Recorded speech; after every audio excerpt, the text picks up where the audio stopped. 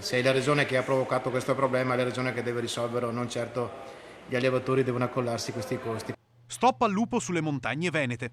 Una risposta concreta arrivata dopo i nostri servizi con il racconto degli allevatori preoccupati per il proprio lavoro quotidiano. Passa a larga maggioranza in Consiglio regionale del Veneto la mozione presentata dai consiglieri Finco e Berlato che impegna la regione ad abbandonare il progetto europeo Wolf Alps che aveva, grazie a un sostanzioso contributo, come obiettivo la reintroduzione del lupo nelle nostre zone.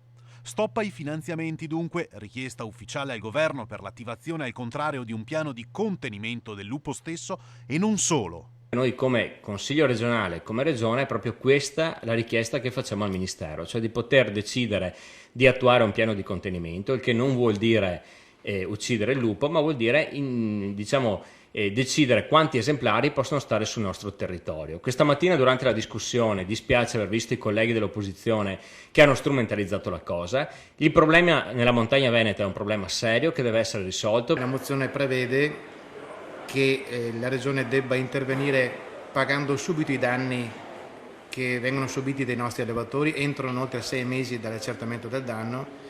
La mozione che ho presentato prevede anche la necessità di intervenire per fare in modo che le azioni preventive tipo recinzioni, laddove è possibile metterle, vengano pagate con i soldi della regione e non accollando questo onere ai nostri allevatori. Oltre al dato concreto, c'è un dato politico da non sottovalutare e prendere in considerazione.